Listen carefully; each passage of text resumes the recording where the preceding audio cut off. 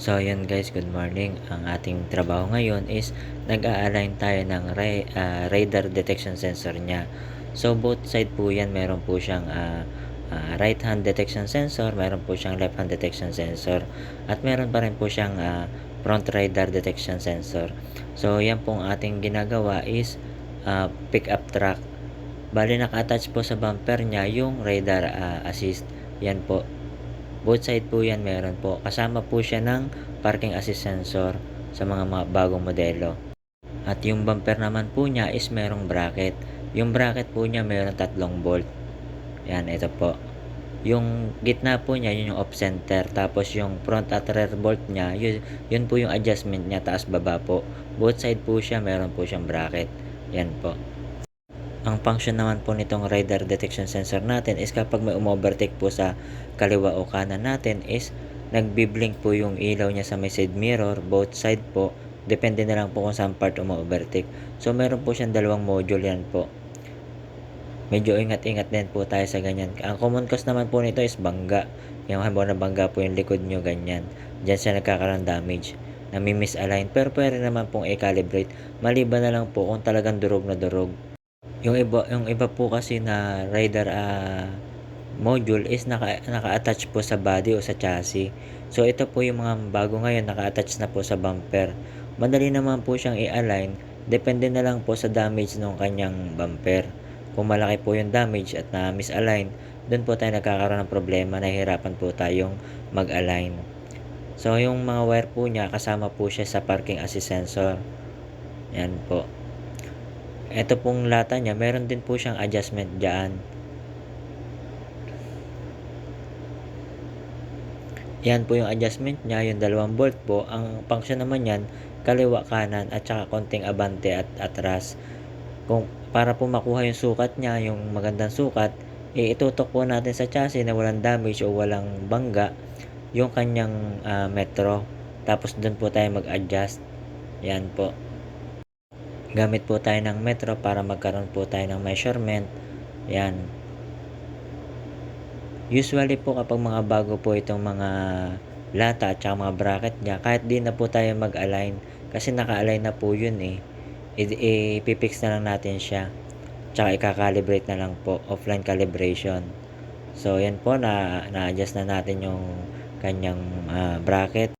Kapag nakakuha na po tayo ng magandang sukat, unahin po natin yung gitna, yung off center niya para hindi po gumalaw. Tapos saka po natin higpitan yung kanyang bolt na unahan at likuran para itaas o ibaba yung kanyang bolt. Both side po yan para makuha nyo yung tamang measurement na kailangan nyo para mag-align. Yan po ang galaw niya, taas baba lang po.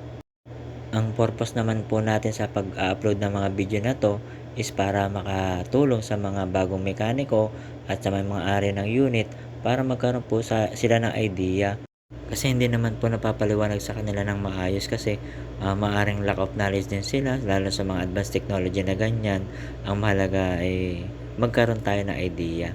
Hindi naman po tayo naninira ng kapwa o namamalit ng kapwa. Basta po tayo willing magbahagi ng knowledge natin. Yung mga kaunti nating natutunan para sa mga baguhan is malaking bagay yan. Kasi dyan din po tayo galing Galing din tayo sa zero knowledge bago tayo natuto.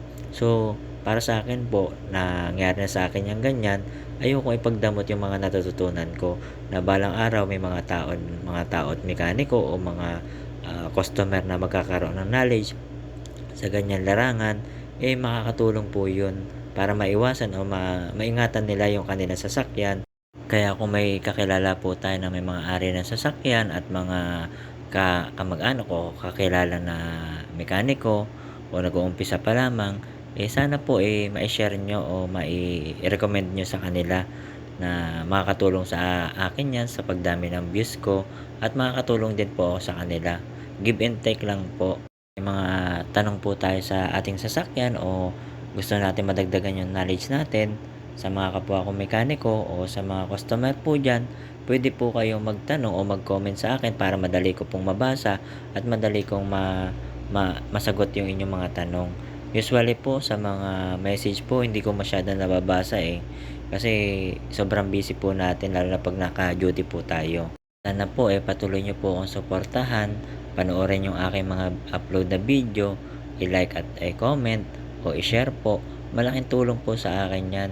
Lalo na sa mga kagaya ko nag-uumpisa pa lamang sa pagbablog ng mga ganito, masayang masaya po tayo at lubos po ang pasasalamat natin sa mga ganyang bagay.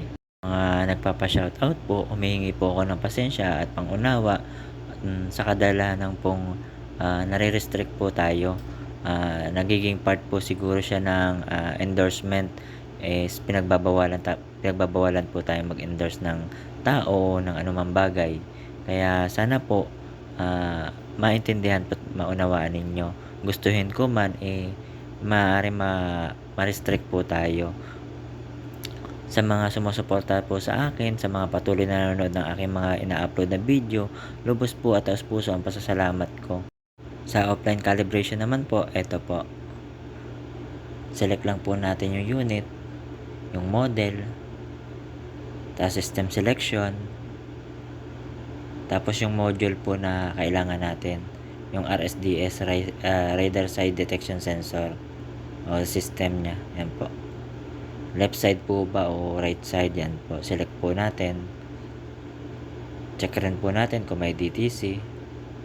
So ito nga pala guys, pinakamahalaga, kapag wala po siya na-detect na module o na-detect na DTC sa kanyang radar, ibig sabihin po is may tama talaga yung kanyang radar o loose connection po siya. Check po natin maigi yung socket. So yun po, ibig sabihin meron pong connection, alignment po, tsaka yan.